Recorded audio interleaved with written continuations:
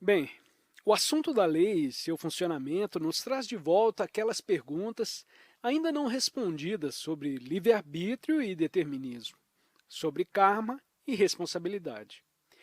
Uma vez tive um diálogo com Trungpa em Vermont e ele me disse: "O que você faz com os feiticeiros?"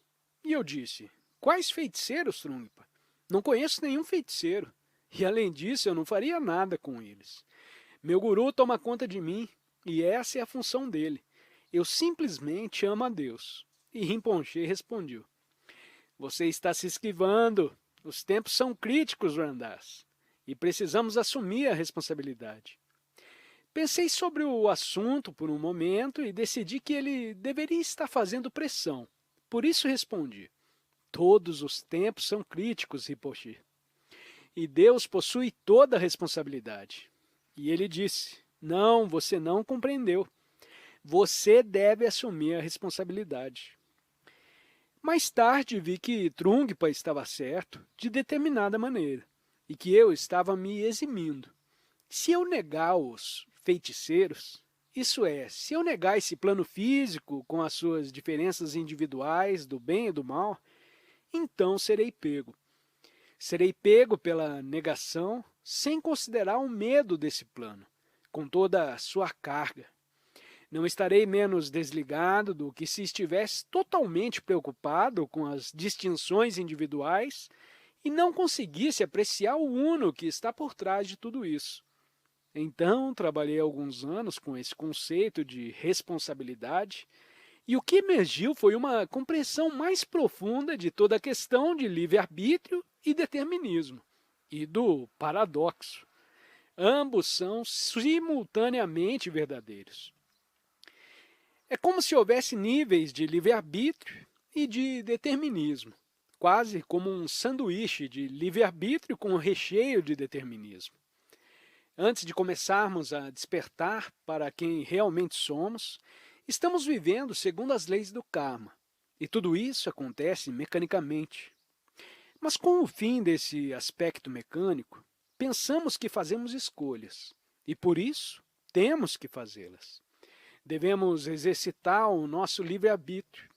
Então, começamos a ficar um pouco mais conscientes e verificamos que não temos livre-arbítrio, que trata-se somente da lei desdobrando-se em lei. Verificamos que tudo está somente legalmente acontecendo através de nós, inclusive as nossas aparentes escolhas. Então dizemos: não tenho responsabilidade, sou somente o meu karma acontecendo.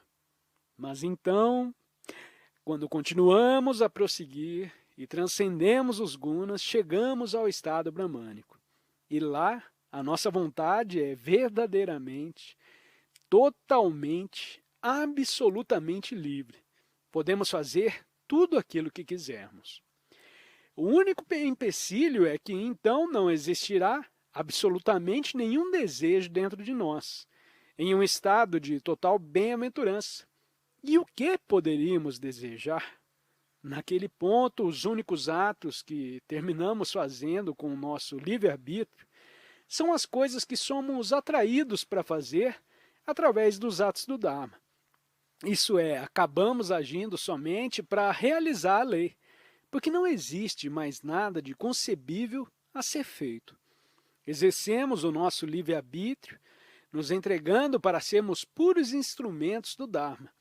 E todos aqueles desejos que nos preocuparam por tanto tempo, poderíamos realizá-los com um pensamento, exceto pelo fato dos próprios desejos não mais existirem. Não existe mais uma viagem pessoal que poderia nos motivar a agirmos. E embora estejamos totalmente livres, agimos somente para realizar o nosso papel no cenário dos fatos. Então, eu tenho responsabilidade ou não tenho? Bem, tenho e não tenho. Tudo depende de onde estou. Atualmente, tento permanecer consciente de ambos os níveis, entregando tudo ao meu guru e, ao mesmo tempo, assumindo a responsabilidade do meu papel. Até onde sei, tudo está sendo realizado por Maharaj. embora eu faça o melhor para realizar a minha parte da maneira mais impecável e responsável que consiga. A princípio, antes de encontrar Maharaj, pensei que eu tomava todas as decisões. Depois, fui pego na rejeição da responsabilidade e dizendo, Maharaj faz tudo. Agora, cada vez mais, aprecio a situação do e, ou, e vivo com toda a riqueza desse paradoxo.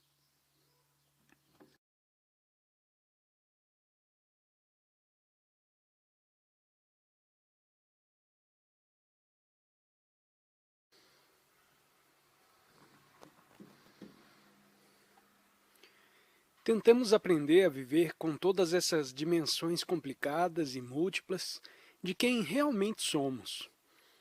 Vemos a viagem na qual participamos e vemos para onde ela está nos levando. Vemos que tudo é um desdobrar inevitável e nos abrimos mais e mais para o processo. Enquanto isso, estamos todos deixando legalmente o nosso karma acontecer. Somos o karma um do outro e esse é o jogo do guru. Tudo uma lila de Deus, nós e nossas vidas. Nossos melodramas e nossos sadhanas, tudo uma brincadeira de Deus. Krishna descreve os vários modos pelos quais o divino se manifesta no universo, como aquele que cria a forma, como as formas que são criadas e como a essência dentro de cada uma dessas formas. Krishna diz, eu também sou Brahman em forma temporal, sem limites, sem início e sem fim. Em cada indivíduo, a centelha desse Brahman, o Atman, sou eu. Então Krishna produz cada indivíduo. Krishna é cada indivíduo. Krishna está dentro de cada indivíduo. Somos todos Krishna. Somos todos Deus. E através das experiências de encarnação após encarnação, nossas almas rasgarão os véus que nos separam do bem-amado. Lentamente, muito lentamente, começamos a apreciar a natureza assombrosa de todo esse projeto. Pensem, tudo isso, tudo, é uma viagem inteiramente pré-programada na qual estamos. Uma viagem que está nos levando através dessa dança de encarnações, através de todas as miríades de papéis e formas, tudo para nos levar de volta para Deus, de volta para o Uno. Ocasionalmente temos uma visão por trás do cenário e vemos nossas próprias vidas como histórias acontecendo, todas as escolhas e decisões e crises. Na maior parte do tempo, vemos todas como, o que farei em seguida? Mas então viramos a página e tudo já estava escrito. É como um mistério de assassinato em que vocês são um mordomo caminhando pela copa na página 42. Mas vocês são também a pessoa que está lendo a história e que a tinham lido inteira antes, e por isso, de algum modo, já sabem o que irá acontecer quando o mordomo chegar na copa. E, finalmente, quando estiverem prontos e o momento for o adequado, reconhecerão que também são o autor. E por trás do mordomo, do leitor e do autor, por trás de Brahman e de Prakriti, por trás do sem forma e das formas, por trás de cada polaridade e de cada distinção, eu sou. Sem forma para a forma, da forma para o sem forma, todos são um só, Subjek. E ao reconhecer essa dança do sem forma e das formas, reconhecemos o sagrado de tudo. Tudo, realmente. E começamos a nos conscientizar desse reconhecimento. E começamos a respeitar o sagrado, revestindo nossas vidas com o Espírito, redescobrindo maneiras de honrar o sagrado, oferecendo a nós mesmos e nossas encarnações ao fogo como sacrifício para Deus.